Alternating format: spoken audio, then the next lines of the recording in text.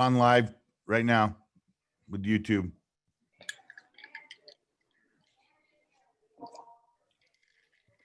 Okay, thank you. Let me wait for a quorum. There's Romero Worth, bringing her in right now.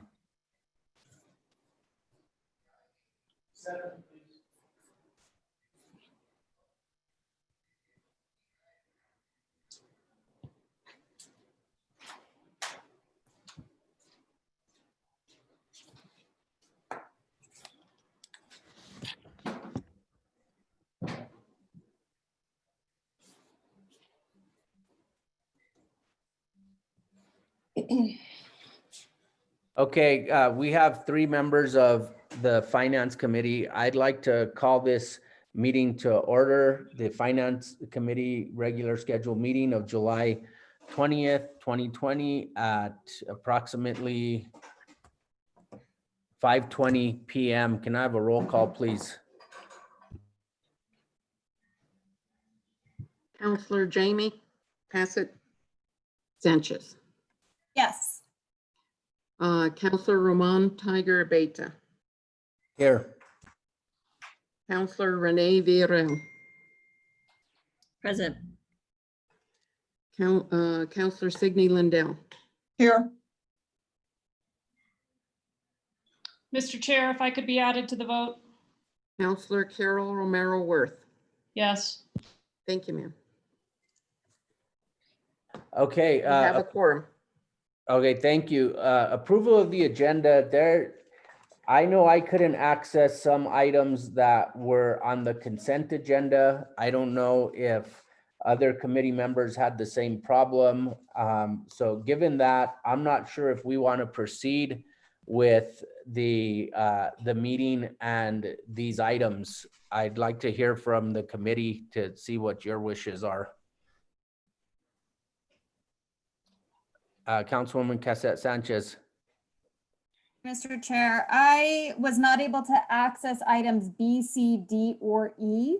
So I'm happy to proceed with the rest of the items on the agenda, but I would have to either abstain or my recommendation would be that we postpone those items. So that was B, C, D, and E. Correct. Okay, Councilwoman Villarreal, did you? I'll second that. Okay, and Councilwoman Romero Worth, did you have any other items, or were you able to see? Mr. Chair, I think just so the committee knows, some of those have already been passed by other committees. So they would go on to council and they might not be, I don't know what happens to their journey. Like, do they get held up here? Or because they've already been passed by one of the 3 major committees, do they go on to the governing body and the finance committee just isn't going to weigh in on them? Councilwoman Romero Worth, as I recall, they could go forward anyways, but we have Ms. McSherry on. Can you please clarify for us? Correct. I think they can go on, but that's what I want the committee to know, that they may go on and we just may not weigh in on them as a committee. But of course, as counselors, we'll get another shot. And I know I've voted on a couple of them already. Aaron, did you want to provide clarification? Do they go on automatically? Chairman Abeta, as long as if they have a sponsor and the sponsor still wants them to go forward, then that would be correct. And if they're a financial matter like a contract, then they could. They just wouldn't be on consent. Okay, thank you. Councilor Lindell, did you want to weigh in on this? I think we're discussing specifically items B, C, D, and E. Yeah, I could access some of those, but if Councilor Cassette Sanchez was not able to, I'm happy to eliminate those from our agenda and just proceed. Just to clarify, I could not access B, C, and D.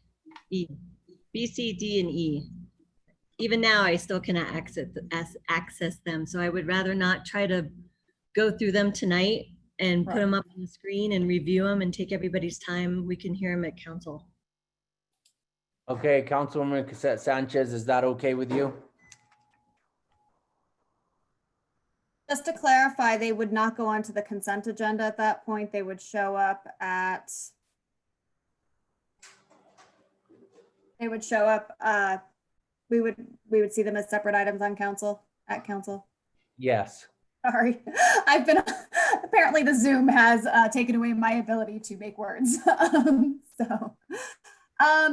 Yes, I'm still okay with postponing them and then just seeing them at council. And then I'll just have to make sure that I have access to them well ahead of council so that I have appropriate time to review them and reach out with any questions or concerns to the appropriate staff. So, yeah, I'll continue with that motion to postpone those items. Okay, so under approval of the agenda, we have a motion to approve the agenda with items B, C, D, and E postponed. Is there a second? Second. Okay, any further discussion regarding the agenda? Can I have a roll call, please? Counselor Ramon Tiger Abeta, Yes. Counselor Carol Romero Worth, Yes.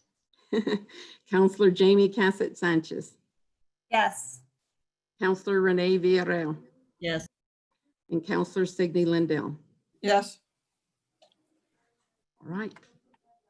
Okay, now we have approval of the consent agenda. Are there items that the committee would like to pull off of the consent agenda? Is there a motion regarding the consent agenda? Move to approve. Second. We have a motion and a second. Can I have a roll call, please? Counselor Ramon Tiger Abeta, Yes. Counselor Jamie Cassett Sanchez, Yes. Counselor Carol Romero Worth, Yes. Counselor Renee Villarreal, Yes. and Counselor Signey Lindell. Yes. Mr. Chair, Okay, yes. I think we need to approve the minutes, right? Yes, that's next on the agenda. Thank you. Okay, approval of the minutes, the Finance Committee meeting of June 29, 2020. Are there changes from staff? No changes, Mr. Chair. Anything from the committee? Councilwoman Romero Worth, is there a motion regarding the minutes? Move to approve. Second. Okay, can I have a roll call, please? Counselor Ramon Tiger Abeta, Yes. Counselor Jamie Cassett Sanchez, Yes. Counselor Carol Romero Worth, Yes. Counselor Renee Villarreal, Yes. and Counselor Signey Lindell. Yes. Okay, that brings us to item 8, discussion agenda. I don't have anything. Ms. McCoy, did you have anything under discussion? Mr. Chair, under item 8, no, we do not have anything. Okay, item 9 is a presentation. 9A, claims presentation, AJ Gallagher and Canyon Cochran Management Services. Thank you, Mr. Chairman. With me tonight, we have Nazreen Kopecki and Marcos. They're going to go over our claims and our experience ratings, various claims. And as soon as I can bring this up, I will share my screen. And this is really so that we can look at what our individual claims are by risk category. I just need to, there it is.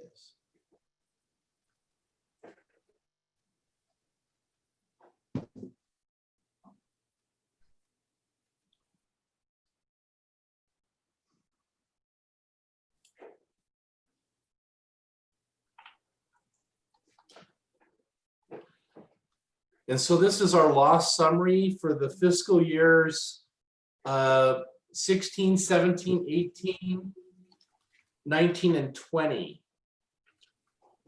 And Nazreen, I'll turn this over to you. Chairman, I don't know how you would want to go into this. If you just want to have questions, Nazreen has a brief presentation and then we can stand for questions. Yeah, if we could just have a real brief presentation and then questions from the committee, that would be great. Yeah, thank you, Mr. Chair. So we just created a pivot table for the city, just to show the city where the losses are paid out on what lines of coverage: automobile, general liability, property, and workers' compensation. And based on what has been paid out in losses, just provide the loss ratio. And basically this table is to show where the problem areas lie. So we can come in and provide some training, some additional training. We have provided training in the past for the city to help reduce some of these claims down, to help the cities with the premium insurance companies to bring some of the premiums down and stuff. And so you can see that the city's done quite well in the auto and GL property. We've done very well in the losses in the last few years. So something's going right here. And Nazreen, you also, today we met with a new loss control specialist that you've assigned to the city to help us improve our loss ratios even more from where they are. That's right. That's right. And I'll just briefly talk about it, because one of the concerns was, nobody has time for trainings and stuff like that. So we do have a new loss control guy dedicated to the city. And he was just saying, it doesn't have to be full-blown trainings. It's just a matter of getting together with these leads in these different departments, such as the streets department or sanitation, wherever we see the losses are, and just have a pre-shift meeting, just briefly 5 minutes. Hey, you guys just need to do this, or just keep this in mind. And it's just a continuous reminder to these people of what they need to do to keep things safe, because a lot of the stuff is the same stuff that continues to happen. So it's just a matter of rebriefing every day what we're going to be doing. So we've come up with some plans that we hope to move forward with.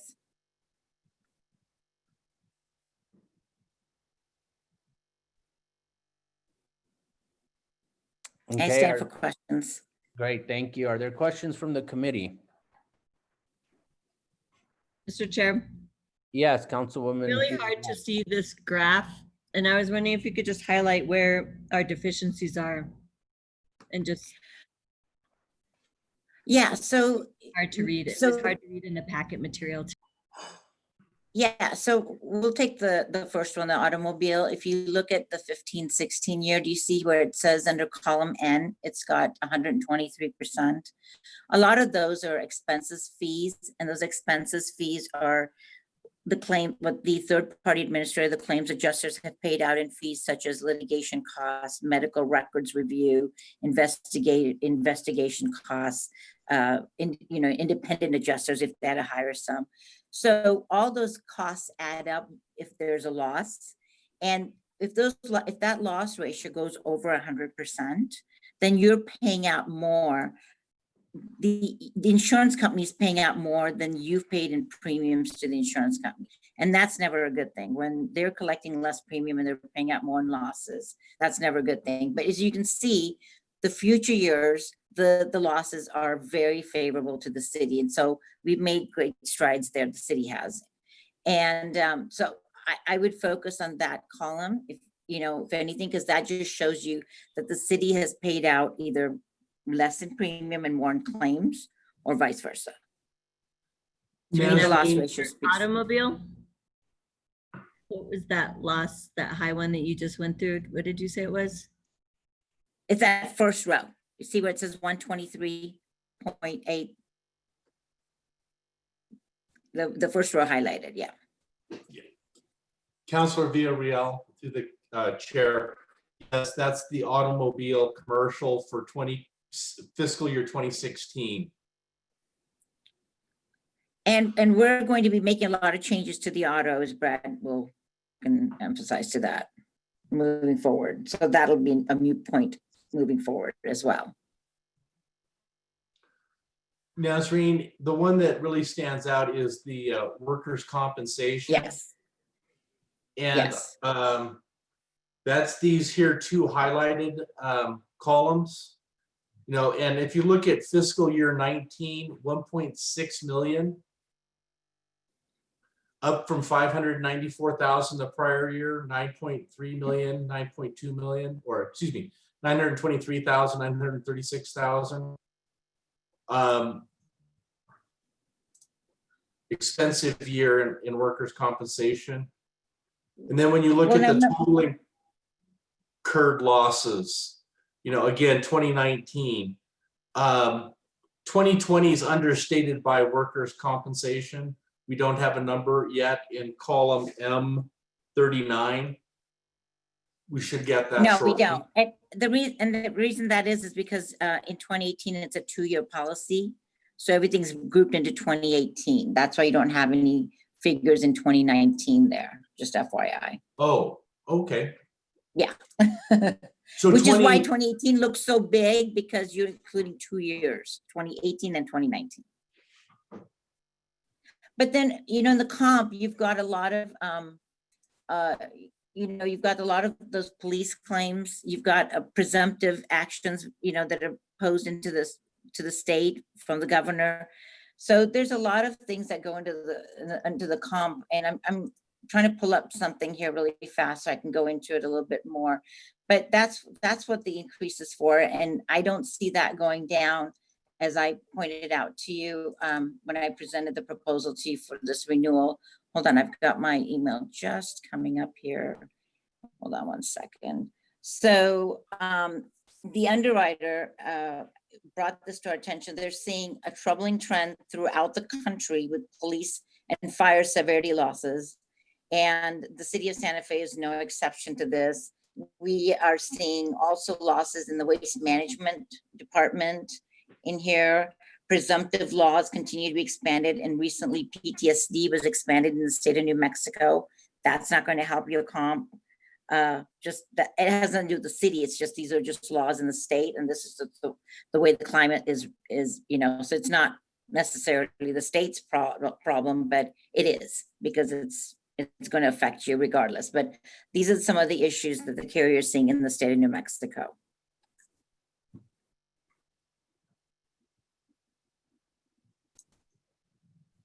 But yeah, answer to your question, 2018 looks a little bit big because you've got 2 years of losses in there.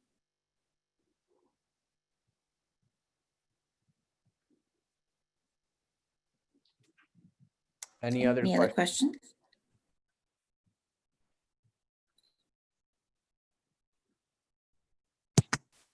Mr. Chair, I have Yeah. a quick question about those 2 years being put together. So we're saying that, because it's on the fiscal year, so fiscal year 2018 and 2019 are put together, but I'm seeing 2 separate numbers on total paid there. So is it a rolling amount that's occurring in that? I think it's I-38. Or am I misunderstanding where the 2 years are put together? I'll bring your attention to, if you look at D38, do you see the premium where it's 240,000? You see, it's, if you look at the previous years, it's only 100 and some thousand. So you've Okay. paid a 2-year, yeah, so you've paid premiums for 2 full years. So I think in your fiscal year, it's 19 and 20, I believe. Okay, Brad, correct me that if I'm makes wrong, sense. yeah. Thank you. Okay. I was in the fiscal year, so I appreciate that. Yeah, no worries. Anything else? Any other questions from the committee?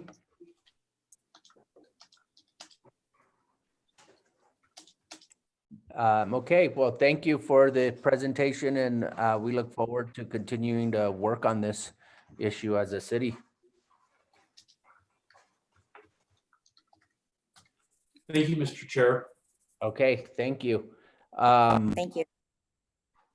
Okay, so that's our presentation. Are there any matters from staff?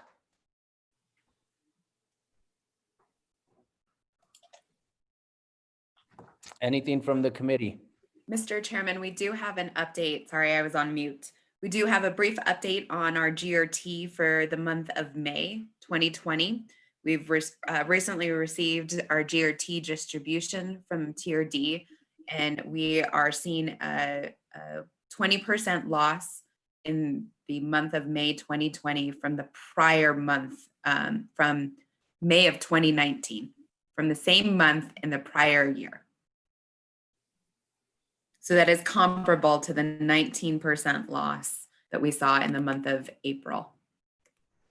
Okay, and then, but as we move into the summer, June, July, August, do we think it'll stay at 20%, or because we don't have these events that we're used to having, do we expect it to be more than 20? Well, Mr. Chair, even for the month of, if we compare April to May, in the month of May, we did see a decrease of 19.5%, so 20%. But that total is actually closer to 1.85 million, because 20% of a larger number is a larger dollar number. And if you recall back in April, it wasn't 19% was closer to 1.6 million. So even if we stated a 20% decline, revenue decline for June, July, August, what we are looking at is to see a higher dollar amount that is decreasing, because 20% of a higher number. And as Brad has reviewed with the committee a few times, the summer months are, really where we see that peak of our GRT collection. And really going forward, if I can, and Brad, I'll let you elaborate a little bit. Brad has done the analysis and will be providing you the detailed analysis on which industries changed and what the changes were, as well as the source documents, the RP 500 that we received from the Taxation and Revenue Department. But as we're moving forward, very pertinent for our budget discussions as well. We have seen some additional restrictions posed. I think we discussed it earlier this afternoon on restaurants. And as our numbers in the state continue to increase, if we do see additional restrictions or capacity limitations posed, we can expect to see a larger percent increase, coupled with the cancellations, as you were mentioning earlier, of some of our major events. So it would be like a 1-2 punch for us in the summer months. I'm sorry, Brad, I cut you off. Go ahead. Oh, I was just going to say, I can share my screen. I have a couple of charts up from the RP 500 if you'd like. That'd be great. Thank you.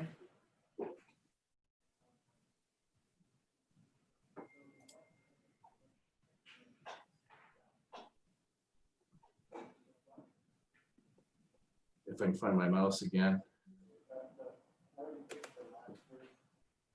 Oh.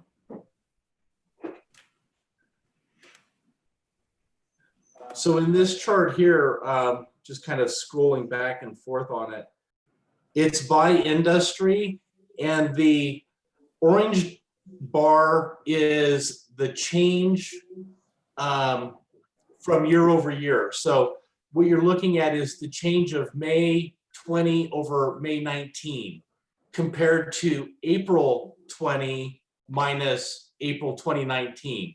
And April is blue and May. So again, here in accommodations, you can see that we were down 65%, both May and April and May. But in admin, we were up in May, down in April. Arts and entertainment,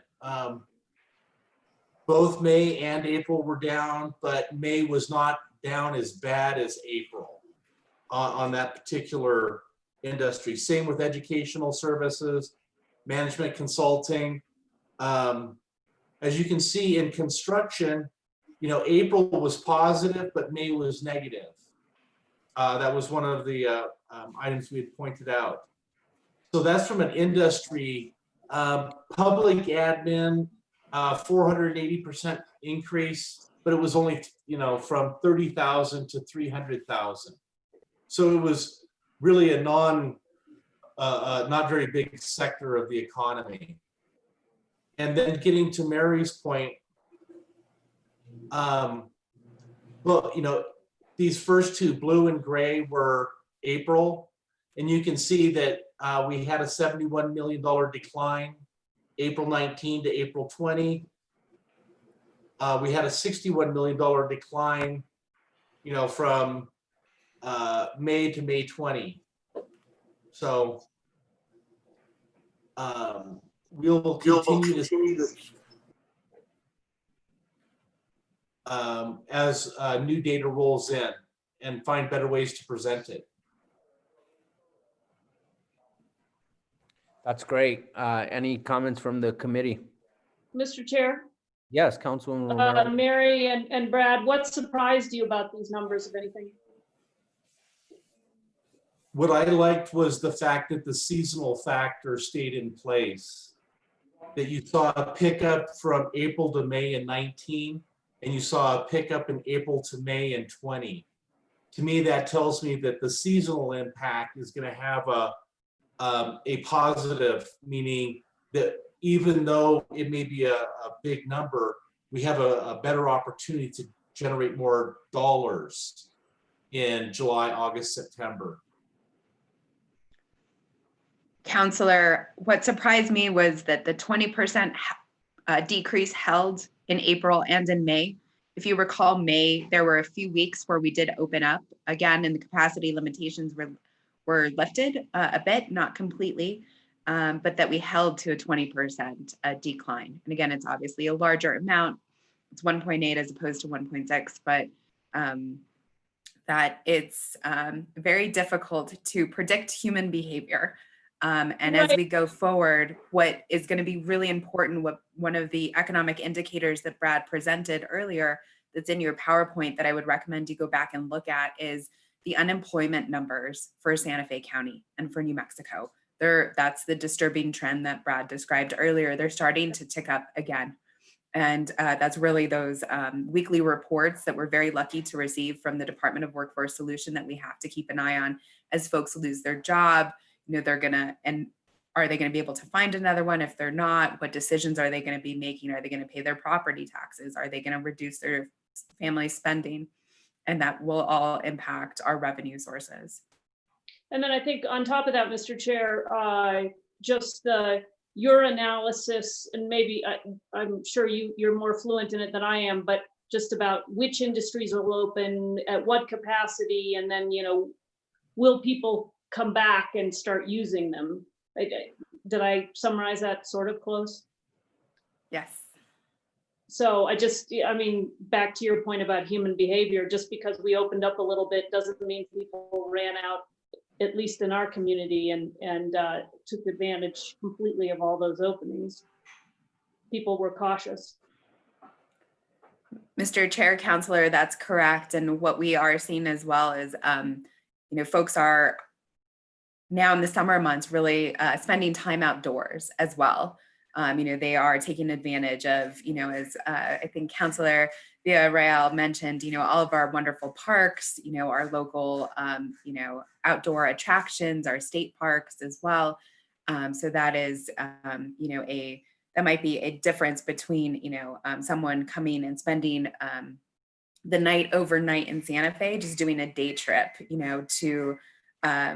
to one of our state parks, and then, going back home at night. So all of those, modifications, or as opposed to staying inside in a mall, families are now, taking those hikes on the weekend.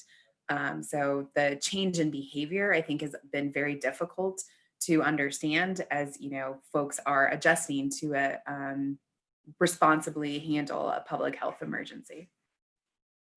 Mr. Chair, and just one other thing. Do you have any sense what the internet sales statewide have been? Like, obviously people maybe Merrillworth read my mind. That was exactly what I was thinking. Well, if my household's any indication, they are going through the roof, right? It's really the change of behavior between going to the store, where we have to wear gloves or a mask, or, only one person can go. We can make those family decisions, online in order. So at this point, as we know, we are not the recipients of internet sales tax. That'll go into effect a year from now.